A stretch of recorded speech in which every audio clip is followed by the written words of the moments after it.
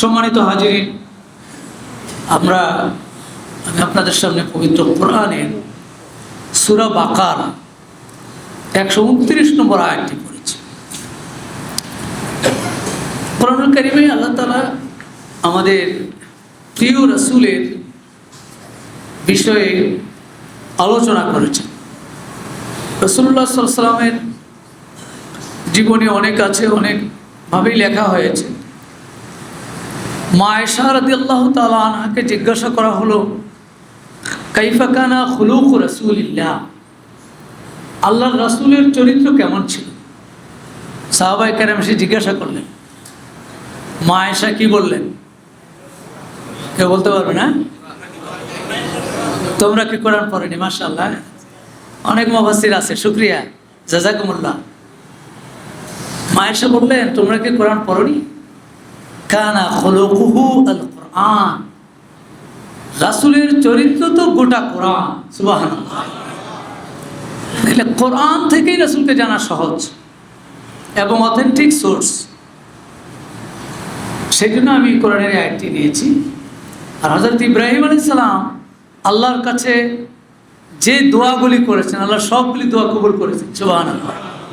তিনি বিশেষভাবে একটা দোয়া করেছিলেন, রব্বি জাআল হাযা বালাদান আমিনা, আল্লাহ মক্কা শহরটাকে আপনি নিরাপদ নগরী বানিয়ে দিন। সুবহানাল্লাহ। দোয়া কবুল হয়েছে না হয় নাই? ওমান দাখালাহু কানা আমিনা, কোরআনে আল্লাহ জানাই দিয়েছে যে এই নগরীতে ঢুকবে, প্রবেশ করবে, সে নিরাপত্তা পেয়ে যাবে। সুবহানাল্লাহ। ইব্রাহিম আলাইহিস সালাম দোয়া করেছেন। ইব্রাহিম আলাইহিস সালাম একটা দোয়া করেছেন, অরজুক আহলাহু মিনাস সামারাত, আল্লাহ এই মক্কার মানুষগুলোকে আপনি বেশি বেশি ফল খাওয়াইয়েন। সুবহানাল্লাহ। রিজিক হিসাবে ফল দিয়ে দিছে না, দেয় নাই? মরুভূমি, কিন্তু ফল আর ফল। আল্লাহ তাআলা এত ফল দিয়েছেন, গলিতে গলিতে ফল। ইব্রাহিম আলাইহিস সালামের দোয়া। এবং এরা ভাত খাওয়া নিয়ে টেনশন নাই, ফল খায়। আমরা না মাছে ভাতে বাঙালি ভাত না খাইলে তো চলবে না। ডাক্তার কয় রুটি খাবেন, কয়সা রুটিটা ভাতের আগে না পরে, মানে দুইটাই খাবে, ভাতও খাবে রুটিও খাবে। এটা বাঙালি তো। কিন্তু অন্য দেশে এরকম ভাত নিয়ে টেনশন নাই, অন্য কিছুও খায়। আর ইব্রাহিম আলাইহিস সালাম ভাতের জন্য ডাইরেক্ট দোয়া করেন নাই, দোয়াটা করছেন এভাবে, অরজুক আহলাহু মিনাস সামারাত, আল্লাহ মক্কাবাসীদেরকে আপনি একটু ফল খাওয়াইয়েন, রিজিক হিসাবে, মানে খাদ্য হিসাবে ফল। এই জন্য তারা ফল খাইয়েই থাকতে পারে অনেক দিন, অসুবিধা নেই, ভাত না খাইলেও চলে। এই দোয়াটা আল্লাহ কবুল করেছে। আরেকটি দোয়া করেছেন, যেটা সূরা বাকারা 129। এই দোয়াটা ইব্রাহিম আলাইহিস সালাম দোয়া করেছেন আল্লাহর কাছে, রব্বানা, হে আমাদের রব, ওয়াবআস ফীহিম রাসূলান, আপনি এই মক্কাবাসীদের মাঝে একজন রাসূল পাঠান, তাদেরই মধ্য থেকে একজন রাসূল পাঠান, ইয়াতলু আলাইহিম আয়াতিক, তিনি এসে তাদের কাছে আপনার আয়াতগুলি পড়ে পড়ে শোনাবেন। সুবহানাল্লাহ। এই একটা কাজ করবেন। ওয়ায়ুআল্লিমুহুমুল কিতাবা, তাদেরকে কিতাব শিক্ষা দিবেন, ওয়াল হিকমাতা, এবং হিকমাত শিক্ষা দিবেন, ওয়ায়ুযাক্কিহিম, তাদেরকে পাক সাফ করবেন, পবিত্র করবেন, ইন্নাকা আনতাল আজিজুল হাকীম, নিশ্চয়ই আপনি মহাপরাক্রমশালী প্রজ্ঞাময়। এই দোয়াটা আল্লাহর কাছে ইব্রাহিম আলাইহিস সালাম করলেন, আল্লাহ এই দোয়াটাও কবুল করে নিলেন। সুবহানাল্লাহ। তাদেরই মধ্য থেকে, নাকি বাংলাদেশ থেকে পাঠাইছে? তাদেরই মধ্য থেকে দোয়া করছে। তো এই জন্য মক্কাবাসীদের মধ্য থেকেই একজনকে রাসূল হিসেবে পাঠানো হয়েছে। আসমান থেকে পাঠাই দিছে তা না। অনেকে নবীর উঠাইতে উঠাইতে এক আসমান অনেক দূর উঠাইলে আল্লাহর উপরে নেওয়া যায়, এটা আবার বাড়াবাড়ি। রাসূলের সম্মান আমরা সবাই করি, আমাদের রাসূল, ঠিক আছে, কিন্তু আল্লাহর উপরে নাকি? রাসূল আল্লাহর উপরে যায় নাই, আল্লাহর নবী, আল্লাহর দোস্ত, আল্লাহর বান্দা। তো এই জন্য হযরত ইব্রাহিম আলাইহিস সালাম দোয়া করেছেন, আল্লাহ তাআলা এই দোয়া কবুল করেছেন। আসমান থেকে পাঠান নাই, আরবদের মধ্য থেকেই তিনি তার হাবিবকে পাঠিয়েছেন, পছন্দ করেছেন। এই জন্য আরবরা যখন তিনি নবুয়ত দাবি করেছেন, তারা কই কি কি কো মুহাম্মদ, তুমি নবী, ইয়াকুলুত তাআম ওয়া ইয়ামশি ফিল আসওয়াক, যদি নবী হয় বাজারে যায়, এরা কই কি কোরআনের আয়াত, কিন্তু এটা বাজারে যায় আবার খানা খায়, কেমনে নবী হইল? এইটা এই ভুল ভাঙার জন্যই আল্লাহ তাআলা তাদেরই মধ্য থেকে রাসূল পাঠিয়েছে। তো এই জন্য হযরত ইব্রাহিম আলাইহিস সালামের দোয়া আল্লাহ কবুল করেছেন। আমরা সেই রাসূলুল্লাহ সাল্লাল্লাহু আলাইহি সাল্লামকে জানার চেষ্টা করব এবং তাকে জানবো এভাবে যে সরাসরি কোরআন থেকে জানবো। তাহলে একটা অথেন্টিক সোর্স হলো সিরাত। তো অনেকভাবেই লেখা আছে বিভিন্ন জায়গায়, রাসূলের জীবন নিয়ে অনেক বই, অভাব নেই, লক্ষ লক্ষ বই। কিন্তু আমি খেয়াল করলাম যে রাসূলুল্লাহ সাল্লাল্লাহু আলাইহি ওয়াসাল্লামকে আল্লাহ তাআলা কোরআনে যেভাবে, যেহেতু আয়েশা বলেছেন কানা খুলুকুহু আল কোরআন, যে তার চরিত্র হলো কোরআন, এই কোরআন থেকে আমি বিশেষ বিশেষ কিছু জায়গা নিয়ে লিখেছি যে কোরআনের আয়নায় রাসূল সাল্লাল্লাহু আলাইহি ওয়াসাল্লামের কর্মকৌশল, ভিন্ন নাম দিয়েছি আর কি। কোরআনের আয়নায় রাসূল সাল্লাল্লাহু আলাইহি ওয়াসাল্লামের কর্মকৌশল এভাবে নিয়ে আসছিলেন। কোরআনের আয়নায় রাসূল সাল্লাল্লাহু আলাইহি ওয়াসাল্লামের কর্মকৌশল, অর্থাৎ রাসূলের জন্ম, মৃত্যু, ঘটনা প্রবাহ এগুলো তো আছে, কিন্তু সরাসরি কোরআন রাসূলকে কি কি কাজ করার কথা বলেছেন সেগুলি আমরা জানার দুইটা লাভ। একটা লাভ হলো ডাইরেক্ট কোরআনের আয়াতটার তাফসীর জানা হয়ে গেল, কোরআনের আয়াতটারও তাফসীর জানা হয়ে গেল। দ্বিতীয়ত লাভ হলো যে রাসূলুল্লাহ সাল্লাল্লাহু আলাইহি ওয়াসাল্লামকে আল্লাহ কি কি কাজগুলি দিয়েছেন, তাহলে সেই কাজই তো আমাদের, নাকি না? সেগুলি সব রাসূলের, আমাদের না? আমাদের করতে হবে না, হবে না? আল্লাহ বলছেন, দেখেন, কুল ইন কুনতুম তুহিব্বুনাল্লাহ ফাত্তাবিউনি ইউহিব্বুকুমুল্লাহ ওয়া ইয়াগফির লাকুম যুনুবাকুম আল্লাহু গফুরুর রহিম। আল্লাহ রাসূলকে ডাক দিয়ে বলেন, সূরা আল ইমরান 31 নম্বর আয়াত, বলছেন যে হে রাসূল, আপনি বলে দিন, ইন কুনতুম তুহিব্বুনাল্লাহ, তোমরা যদি আল্লাহকে ভালোবাসতে চাও। আমরা কি আল্লাহকে ভালোবাসতে চাই? কারা কারা চাই না? চাই না। দুই হাত উঠাইলে কি হবে? আমি তো বলছি চাই না। আমার দিকে খেয়াল রাখতে হবে। আমি কিন্তু একটু ফাঁকে ফাঁকে এরকম করি এই জন্য যে মনোযোগ, কারণ আপনি আমারে শুধু দায়িত্ব দিয়ে বসে থাকবেন, হুজুর আপনি চালান, আমি একটু ঘুমাই, এটা তো আমি পছন্দ করব না। আমি ক্লাসেও এরকম পছন্দ করি না। এত কষ্ট করব আমি দাঁড়ায় ক্লাস নেব, কথা বলবো, আর ফলাফল ঘুমাবে, এটা আমি সুযোগ দিই। তা আমার প্রিয় মানুষ আপনারা, এখন আমি দু চারটা কথা বলবো কোরআন হাদিস থেকে, আর আপনারা আমার দায়িত্ব দিয়া কন্ট্রাক্টরে দিয়ে আপনি ঘুমাবেন, এটা তো আমার কাছে ভালো লাগবে না, এটা কষ্ট পাবো আমি। আপনারা কি ঘুমাবেন না সজাগ থাকবেন? আর যদি সজাগ থাকেন তাহলে একটু আমার সাথে শেয়ার করি। কুল, রাসূলকে আল্লাহ তাআলা বলেন, কুল, হে রাসূল আপনি বলে দিন, ইন কুনতুম তুহিব্বুনাল্লাহ, তোমরা যদি আল্লাহকে ভালোবাসতে চাও, ফাত্তাবিউনি, অর্থ করেন তোমরা আমার অনুসরণ করো। এটা আল্লাহ কোরআনে বলে দেন, তোমরা যদি আল্লাহকে ভালোবাসতে চাও তাহলে তোমরা আমি রাসূলের অনুসরণ করো। এটা কোরআনের আয়াত। ইউহিব্বুকুমুল্লাহ, তাহলে আল্লাহ তোমাদেরকে ভালোবাসবেন।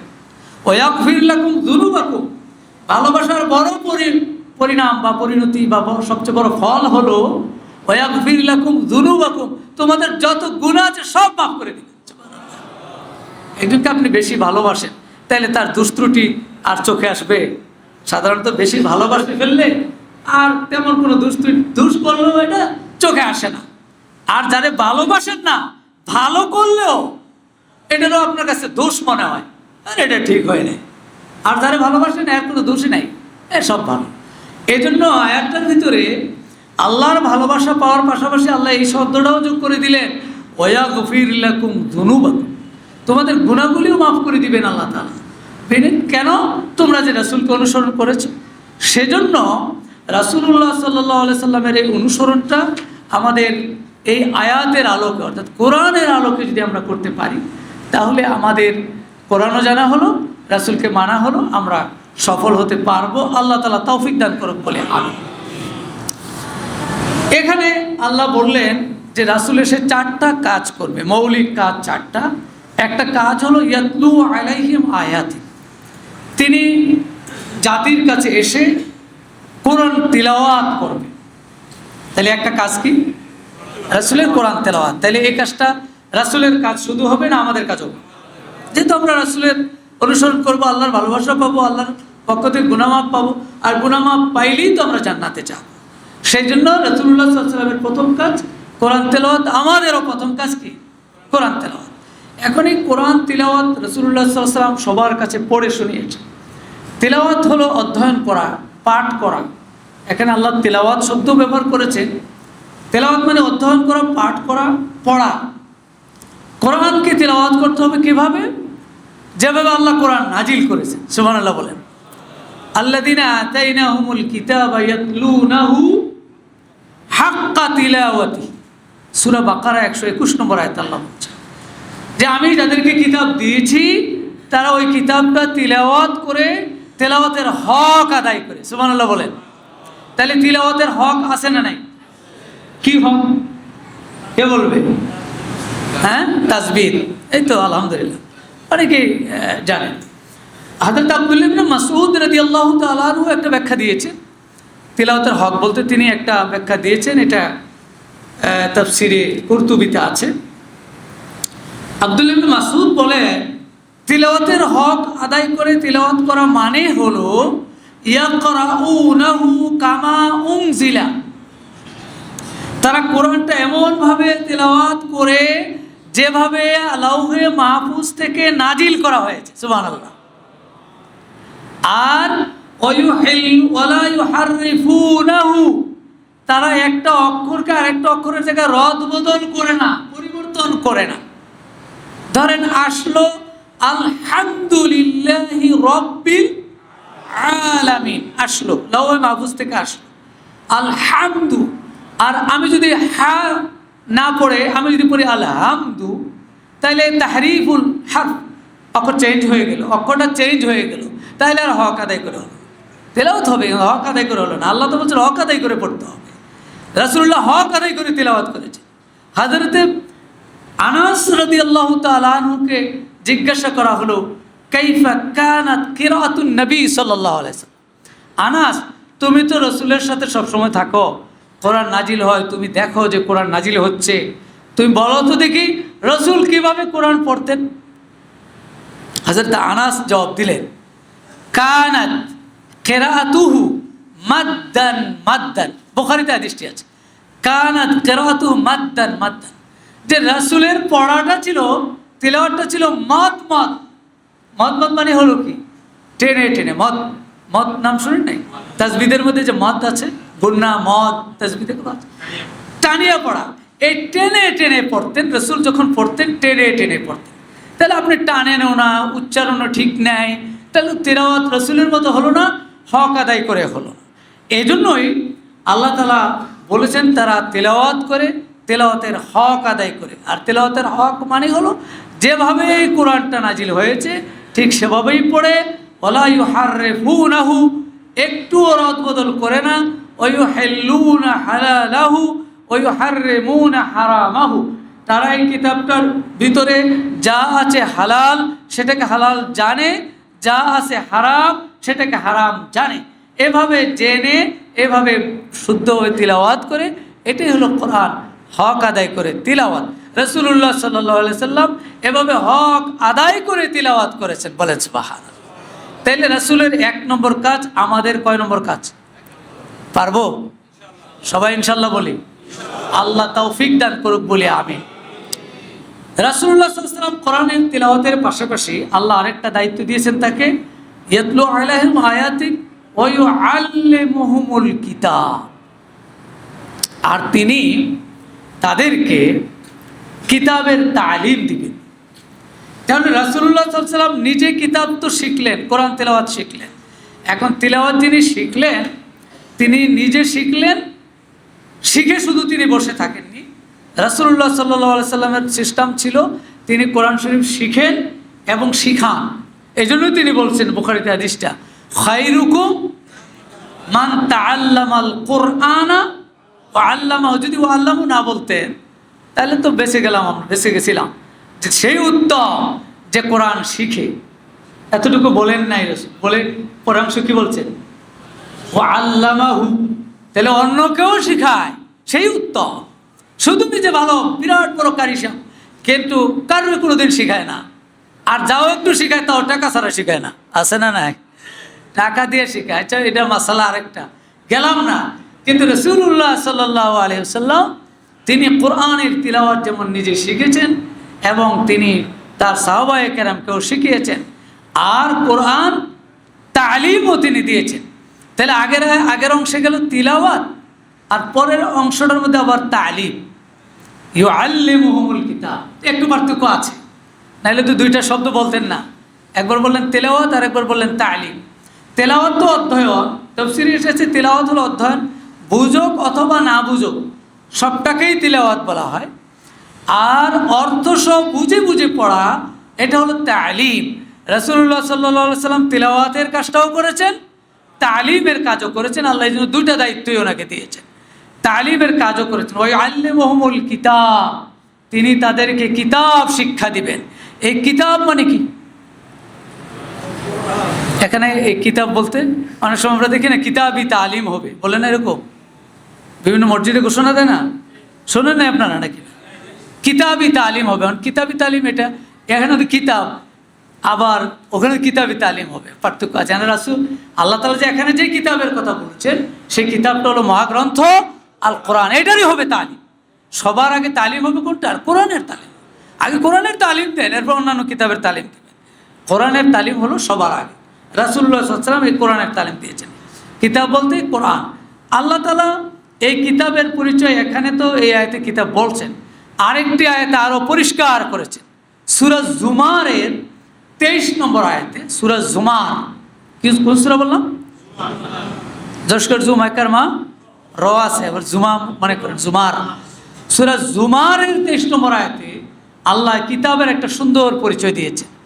আল্লাহু নাজ্জালা আহসানাল হাদিসে কিতাবাম মুতাশাবিহাম মাসানিয়া তাকশাইরু মিনহু জুলুদুল লাযিনা ইয়াখশাউনা রাব্বাহুম সুম্মা তালিনু জুলুদুহুম ওয়া কুলুবুহুম ইলা যিকরিল্লাহ। সুবহানাল্লাহ বলেন। আল্লাহ বলেন, আল্লাহু আল্লাহ নাজ্জালা নাজিল করেছেন, আহসানাল হাদিস অতি সুন্দর একটি বাণী, কিতাবাম মুতাশাবিহা সামঞ্জস্যপূর্ণ একটি কিতাব। সুবহানাল্লাহ বলেন। এই কিতাবটা হলো সামঞ্জস্যপূর্ণ কিতাব। দুনিয়ার যত কিতাবের তালিমি দেন, যত কিতাব পৃথিবীতে আছে, এই কিতাবের মতো হবে? আল্লাহ কিতাবের নাম দিয়েছেন কিতাবাম মুতাশাবিহা, সামঞ্জস্যপূর্ণ কিতাব। আল্লাযী ইউসাব্বিহু বা'দুহু মা বা'দ, এই কিতাবটার একটি অংশ আরেকটি অংশের সাথে এত বেশি মিল, পৃথিবীতে আর কোনো কিতাব এরকম হতে পারে না। কিতাবাম মুতাশাবিহা। আর এই কিতাবটা হলো মাসানিয়া। তিনি বলেছেন মাসানিয়া, মাসানিয়া মানে হলো মাসনায়ের বহুবচন। মাসানিয়া মানে যে কিতাবটাকে বারবার পড়া হয়, একবার দুইবার। কয়বার পড়া হয় কোরআন? যারা হাফেজ হয়, হাফেজ, এরা জিজ্ঞাসা করে দেখেন তো যে বাবা তুমি কয়বার পড়ছো এক খতম এই কোরআন হেফজ শেষ করতে, কয়বার বলতে পারবে? গণা নাই, অগণিত। একজন হাফেজ আর 1 কোটি হাফেজ, তাইলে এরকম কোটি কোটি হাফেজ আছে না দুনিয়ায়? কোটি কোটি হাফেজ আছে। এরপরে যারা হাফেজ না তারাও তো পড়তেছেন। আপনি 60 বছর 70 বছর তো পড়তেই আছেন। এই জন্য এই কোরআনের পরিচয় হলো, কোরআনটা হলো মাসানিয়া, পুনঃ পঠিত, রিডিং প্যারোশেল রিসাইটেশন। পৃথিবীতে এত বেশি রিসাইট করা হয়, আবৃত করা হয়, পৃথিবীতে আর কোনো গ্রন্থ নেই। এটা হলো কিতাব। এই কিতাবের কথাই আল্লাহ তাআলা বলেছেন। আর এই কিতাবটার আরেকটা বিশেষ বৈশিষ্ট্য হলো তাকশাইরু মিনহু জুলুদুল লাযিনা ইয়াখশাউনা রাব্বাহুম। যারা এই কিতাবটা পড়ে তাদের চামড়ার পশম খাড়াইয়া যায়। সুবহানাল্লাহ বলেন। চামড়ার পশম, আল্লাহ বলেন পশম, জুলুদ মানে চামড়া, চামড়ার পশমটা খাড়াইয়া যায় কোরআনের এই আয়াতের প্রভাবে। আর সুম্মা তালিনু জুলুদুহুম ওয়া কুলুবুহুম ইলা যিকরিল্লাহ। আর শুধু চামড়ার পশমই দাঁড়ায় না, তার জুলুদ যেমন দাঁড়ায় যায় চামড়ার পশম, তার কলুব মানে অন্তর, তার অন্তরটাও আল্লাহ তাআলা এই কিতাবের প্রভাবে নরম করে দেন। সুবহানাল্লাহ। মুসলমান এই কিতাব পড়ে না, দিন পার হয়ে যায়, 24 ঘন্টা পার হয়ে গেল, একটু কিতাব পড়লো না, এমন আছে না নাই? মুসলমান নাই? মুসলমান কেমনে হইল সে? এত সুন্দর আয়াত জানার পরে, সূরা জুমারের 23 নম্বর আয়াতের ট্রিটমেন্ট জানার পরে সে দিনটা পার হয়ে যাবে, গোটা দিন পার হয়ে যাবে, একটু কোরআন পড়বে না, তার অন্তর কেমনে নরম হবে?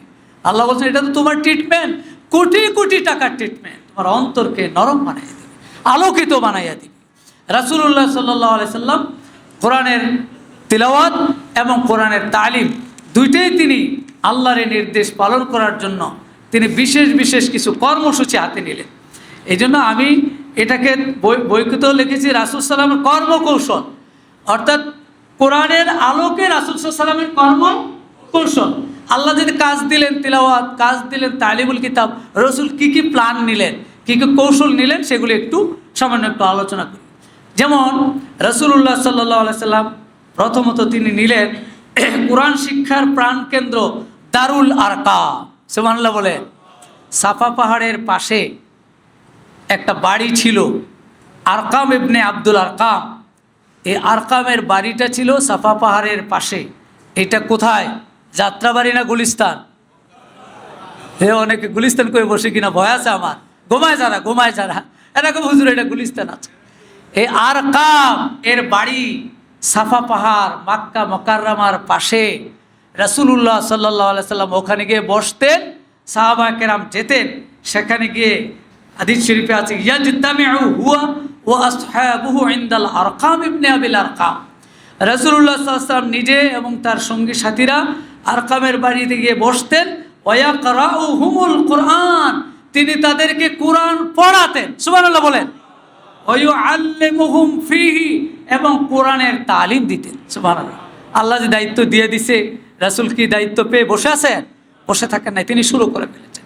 তাহলে আমরা তো রাসূলের উম্মত, তাহলে রাসূলের উম্মত যদি হই তাহলে আমি কোরআন যেমন নিজে শিখব, আবার অপরকে শেখানোর জন্য একটা প্যারেশানি থাকবে, বিরাট একটা প্যারেশানি থাকতে হবে যে আমি কোরআন নিজে শিখবো, আরেকজনকে শেখাবো। নিজে তো আগে শিখতে হবে, পরেরজন শেখাতে হবে। কারণ আরেকটা হাদিস আছে, কারণ নবী সাল্লাল্লাহু আলাইহি সাল্লাম ইয়াসকুনু ফিহা ফি আউয়ালিল ইসলাম। এই আরকামের বাড়িতে আল্লাহ রসুল সাল্লাল্লাহু আলাইহি সাল্লাম ইসলামের সূচনার দিকে সেখানে গিয়ে অবস্থান করতেন। অফিহা ইয়াদউন নাস ইলাল ইসলাম, সেখানে গিয়ে তিনি মানুষদেরকে ইসলামের দিকে আহ্বান করতেন। ফাসলামা ফিহা কাউমুন কাসীর, অনেক মানুষ সেখানে রসুলের হাতে ইসলাম গ্রহণ করেছে। সুবহানাল্লাহ। তাহলে কোরআন শিক্ষার মাধ্যমে মানুষকে কিন্তু ইসলামের দিকে আনা যায়। এটা একটা ভালো ঔষধ। যেই দলে করুক, আছে না অনেকে অন্য দল করে, কিন্তু কোরআনের মজলিসে বসে আছেন এরকম। হয়তো আপনি একটা দল করেন, সে আরেক দল করে, কিন্তু এখন আপনি কোরআনের মজলিসে আহ্বান করছেন, সেখানে কিন্তু গিয়ে বসে। রাসূলুল্লাহ সাল্লাল্লাহু আলাইহি ওয়াসাল্লাম এই পলিসি নিলেন, তিনি আরকামের বাড়িটারে বানাইলেন এখানে কোরআন শিক্ষার কেন্দ্র।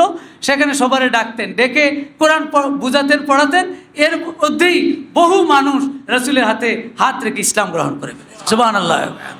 কোরআনের একটা বিরাট প্রভাব আছে, এই জন্য এই আমলটা রাসূল শুরু করলেন। দ্বিতীয়ত তিনি কৌশল নিলেন, বন্দিশালাই কোরআন শিক্ষার কেন্দ্রে পরিণত। সুবহানাল্লাহ বলেন। শিয়াবে আবু তালেব 3 বছর ছিলেন। কয় বছর? 3 বছর শিয়াবে আবু তালেবে রাসূলুল্লাহ সাল্লাম বন্দি ছিলেন। তাহলে বন্দি থাকা ভালো না খারাপ? ভালো। কিন্তু আপনি মুনাজাত করবেন, আল্লাহ আমার বন্দি করো, মুনাজাত করা দরকার নাই। কিন্তু যদি কখনো যাওয়া লাগে তাহলে এটাকে বিরাট বড় অস্বাভাবিক মনে করার কিছু নেই। রাসূলুল্লাহ সাল্লাল্লাহু আলাইহি সাল্লাম সেখানে গিয়েছেন। সেখানে গিয়ে তিনি চুপচাপ বসে থাকেন নাই। তারিখের কিতাবগুলোতে এসেছে রাসূলুল্লাহ সাল্লাল্লাহু আলাইহি সাল্লাম ওখানে গিয়ে যারা তার ফ্যামিলির লোকজন ছিল সবার বলে, আসো কোরআন শরীফ শিক্ষা দেবো, সবারে কোরআন পড়ানো শুরু করে দিলেন। সুবহানাল্লাহ। আছে না এরকম? জেলখানায় নিয়েও বিপদ, হেন গিয়েও কোরআন পড়ায়, আছে না নাই? আমারে তো কাশিম কেরানীগঞ্জে যখন নিষে, প্রথম দিনের পরে দ্বিতীয় দিন আমি বললাম কাজ তো নাই, সবারে বললাম 26 জন এক রুমে। তা আমাকে ভাই আসেন একটু কোরআন শরীফ পড়ি বইয়ে বইয়া। পরে মাগরিবের পর দিয়ে দিলাম যে কোরআন শেখার আসর। তা মোটামুটি এটা তো সমস্যা নেই। তারপরেও আবার হুজুর এনে যে কোরআন শেখান, এটাও ভয় আছে। আমি জেলখানায় তো আছি, তার ভয় তো নিব কই। পরে কোরআন শরীফ শেখানো শুরু করলাম, 2 দিন শেখাইছিলাম, সূরা ফাতিহা থেকে শুরু করছিলাম, তৃতীয় দিন আপনাকে কাশিমপুর যাইতে হবে। আমি আরে বেচারারা কান্দাকাটি করলো যে হুজুর আপনি আর কদিন থাকলে কোরআন শরীফটা শেখা হয়ে যেত। রাসূলুল্লাহ সাল্লাল্লাহু আলাইহি সাল্লাম শিয়াবে আবু তালেবে 3 বছর সেখানে গিয়েও তিনি ওই যে আল্লাহ দায়িত্ব দিয়েছেন, ইয়াতলু আলাইহিম আয়াতি ওয়া ইউআল্লিমুহুমুল কিতাব, কোরআন শেখানো পড়ানোর কাজ তার ফ্যামিলির লোকজন সহ যারা ছিল সবাইকে কোরআন পড়াই দিলেন। বলেন সুবহানাল্লাহ। মক্কা ও মদিনার মধ্যবর্তী গামীম শিক্ষা কেন্দ্র, মক্কা এবং মদিনার মাঝখানে রাসূলুল্লাহ সাল্লাল্লাহু আলাইহি সাল্লামের একটা কোরআন তালিমের জন্য গামীম এলাকা ছিল। ওই গামীম এলাকায় তিনি কোরআন শরীফ পড়াতেন। হাদিস শরীফে আছে লাম্মা হাজারা, তাবাকাত ইবনে সাঈদ হাদিস, লাম্মা হাজারা রাসূলুল্লাহ সাল্লাল্লাহু আলাইহি ওয়াসাল্লাম মক্কা ইলাল মদিনা, রাসূল যখন মক্কা থেকে মদিনা হিজরত করতে শুরু করলেন, ফান্তাহা ইলাল গামীম, তিনি গামীম নামক এলাকায় গেলেন। ফাতাহু বুরাইদা ইবনুল হুসাইব আল আসলামী, বুরাইদা ইবনে হুসাইব আল আসলামী সেখানে আসলো। ফাদাআহু রাসূলুল্লাহ সাল্লাল্লাহু আলাইহি ওয়াসাল্লাম, আল্লাহ রাসূল তাকে এই হিজরত তো করতেছে, এই মাঝখানে একটু যাত্রা বিরতি এনে বললেন বুরাইদা আসছে, তুমি একটু ইসলাম গ্রহণ করো, দাওয়াত দিলেন আর কি, দাওয়াত দিয়েছেন। ফা আসলামা, সে ইসলাম গ্রহণ করে ফেলছে। সুবহানাল্লাহ বলেন। ফা আসলামা হুয়া ওয়া মান মাআহু, বুরাইদা এবং তার সাথে আরও অনেক লোকজন রাসূলুল্লাহ সাল্লাল্লাহু আলাইহি ওয়াসাল্লামের সাথে ইসলাম গ্রহণ করে ফেললেন। ব্যাপার হলো অস্ত্র দিয়ে মানুষের হৃদয় জয় করার চেয়ে আপনি আপনার আদর্শ দিয়ে, আপনার বক্তব্য দিয়ে, কথা দিয়ে, আচরণ দিয়ে, ভালোবাসা দিয়ে মানুষের হৃদয় জয় করা যায়। সুবহানাল্লাহ। আমাদের নবী এটাই করেছেন বেশি। হিজরত করে চলে যাচ্ছেন, সেখানে কিছুক্ষণ বসছেন, মানুষ আসছেন, তাদের কাছে ইসলামের দাওয়াত দিলেন, ইসলাম গ্রহণ করলো বুরাইদা সহ। ওয়াকানু জুহাহা সামানিনা বাইতান, প্রায় 80টা গড়ের মানুষ ছিল সেখানে। সুবহানাল্লাহ। সবাই ইসলাম গ্রহণ করে ফেলল। ফাসাল্লা রাসূলুল্লাহ সাল্লাল্লাহু আলাইহি ওয়াসাল্লাম ইশা, রাসূল ঈশার নামাজ পড়লেন। ফাসাল্লাউ খালফাহু, তারাও রাসূলের সাথে ঈশার নামাজ আদায় করলো। ওয়াকানা রাসূলুল্লাহ সাল্লাল্লাহু আলাইহি ওয়াসাল্লাম কাদ আল্লামা বুরাইদা ইবনে হুসাইন লাইলাতা ইযিন সাদরাম মিন সূরাতি মারইয়াম, রাসূল সেদিন বুরাইদা এবং তার গ্রুপে যারা ছিল সবাইকে সূরা মারইয়ামের প্রথম দিকের অনেকগুলো আয়াত তাকে শিক্ষা দিলেন। মাত্র ইসলাম গ্রহণ করছেন, কোরআন তো জানে না। কোরআন তারা আরবি ভাষার লোক ঠিক আছে, কিন্তু কোরআন শরীফ তো শিখাইতে হবে, বুঝাইতে হবে, পড়াইতে হবে, সেটা আলাদা। অনেক মানুষ তো ধরেন সে ইংরেজি জানে, ইংরেজি জানলেই যে সে সব কিছু জানবে তা তো না। আরবি জানে, সব জানলে, আরবি জানলেও তো কোরআন বুঝতে হবে। রাসূল তাদেরকে কোরআন বুঝালেন।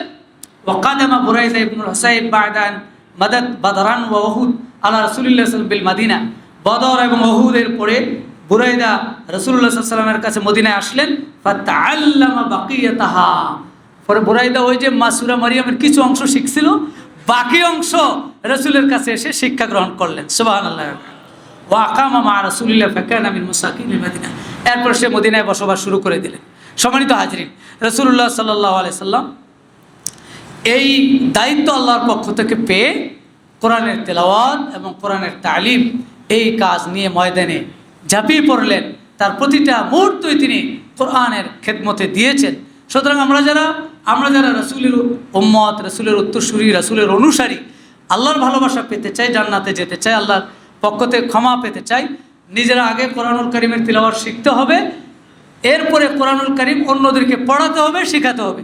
আল্লাহ রাব্বুল আলামিন আমাদেরকে রাসূলের এই আদর্শটা আমাদের জীবনে বাস্তবায়ন করার তৌফিক দান করুক বলে আমিন।